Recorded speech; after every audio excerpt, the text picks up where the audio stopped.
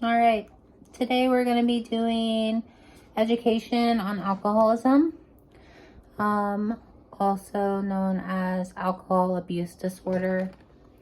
This is Wade, and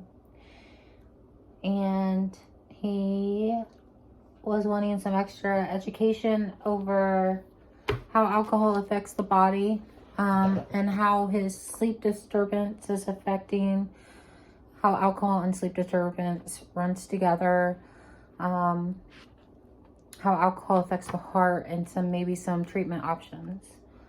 So alcohol affects the body in many different ways. It can shrink your brain, blackouts, dependence, heart damage, liver damage, pancreatitis, sexual dysfunction, thinning of bones, stomach distress, lung infections, cancer. Some cancers, to be more specific, would be like throat, mouth, and esophagus cancers, is the most leading of alcoholism. Slurred speech, obviously when you are intoxicated, hallucinations, and behavior changes of the brain from the shrinking of the brain. Now, earlier when we discussed, when we did your assessment, you said that you struggled with sleeping and a full night's rest, a little bit of insomnia.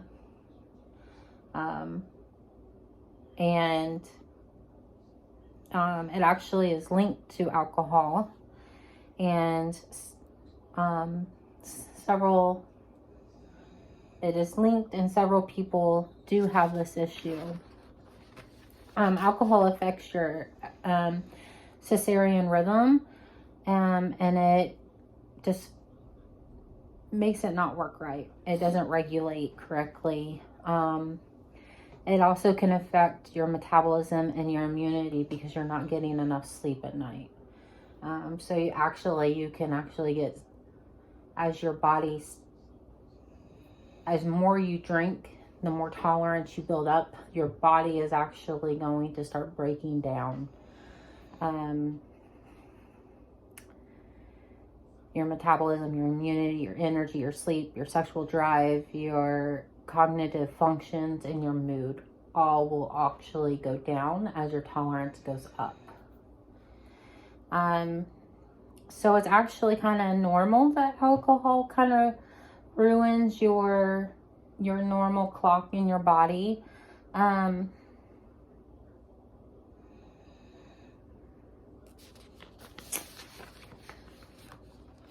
It can be caused by poor liver function, leaky gut, depression.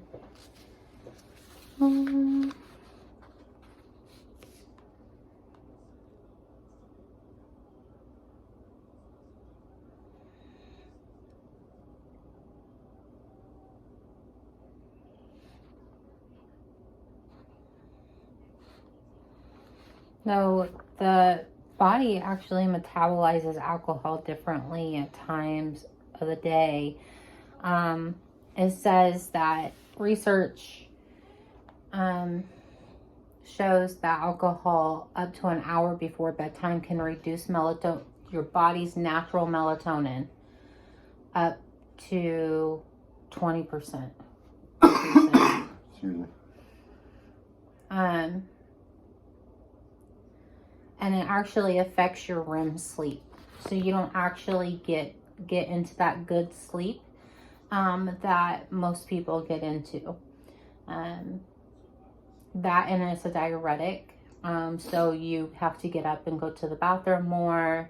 So you're actually never getting into that good sound sleep like some people do. And that's why you're having such a hard time with your insomnia and why it's affecting your body like it is. So, there are multiple stages of alcoholism.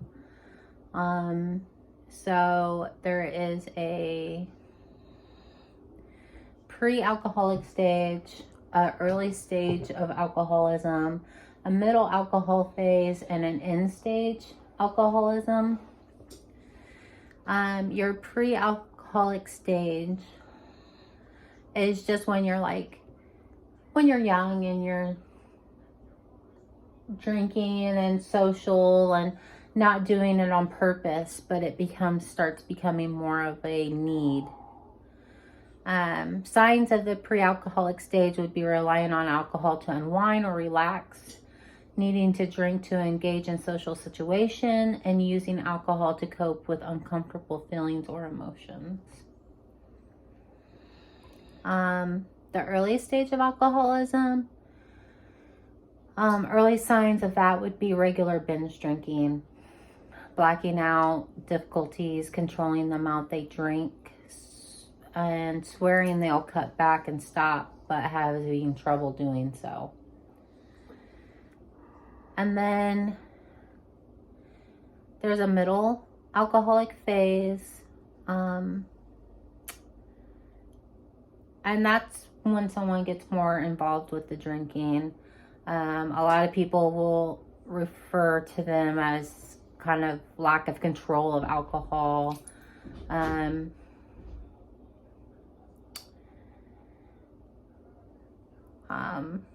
And this stage is most beneficial when people get the rehab before they reach the end stage of alcoholism.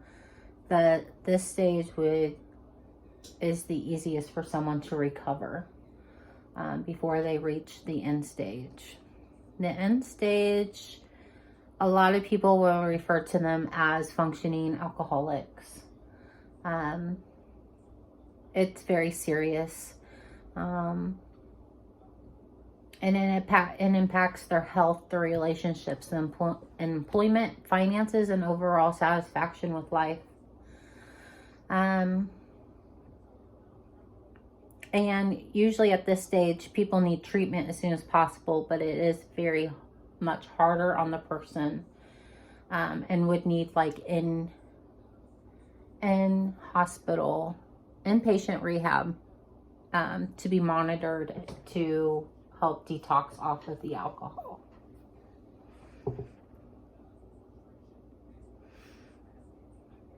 So there are options for every stage of alcoholism. But we'll talk about treatment options a little bit later. Now you already have hypertension, right? Yeah.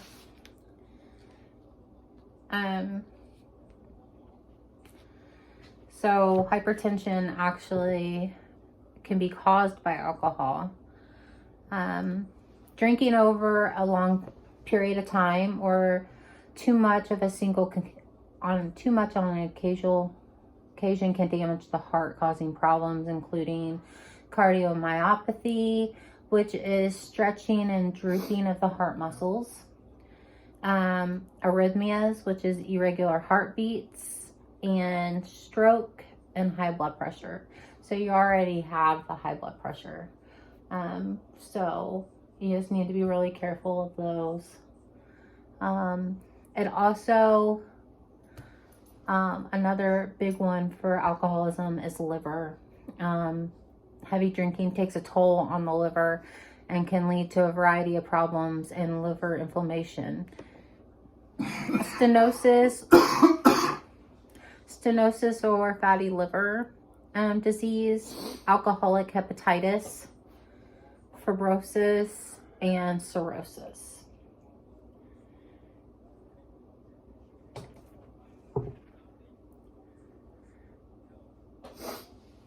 A lot of people don't think of pancreatitis when they think of alcoholism, but pancreatitis is another risk factor of drinking heavily.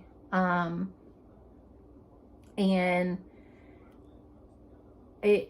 when you drink alcohol, the pancreas produces toxic substances that can eventually lead to pancreatitis, a dangerous inflammation and swelling of the blood vessels in the pancreas that prevents proper digestion. It can be very painful, and drinking can aggravate it. And once you have it, it's kind of one of those things that most likely doesn't go away. It'll be an ongoing thing. And then of course the cancer, which I already said about the esophagus, throat, and mouth cancers are definitely possible. Now,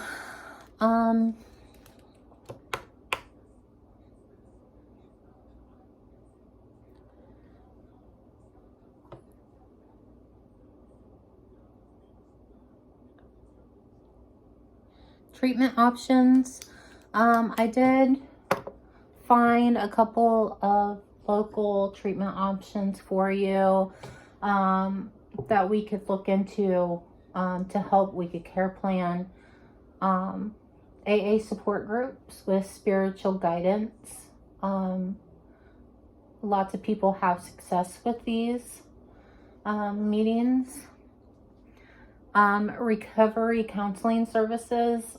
I think if we're willing to go that distance, that it definitely should be mentally done correctly. I think a lot of alcoholics they rely on the alcohol for mental problems such as stress and things like that, and I think you would need a proper outlet there, and I think that would be a great outlet for you. But inpatient rehab is always an option. There's also outpatient rehabs. Inpatient would be more for watching you for detoxing. Detoxing can be very dangerous, as you know. It can cause seizures and it can be very dangerous. So you would need to be watched by medical staff. There are medications, 3 major medications out there that helps keep people away from alcohol and abuse. Naltrexone and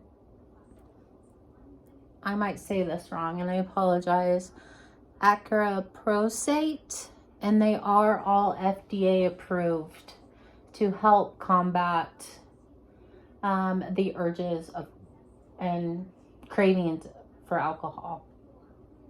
So that is really our options here.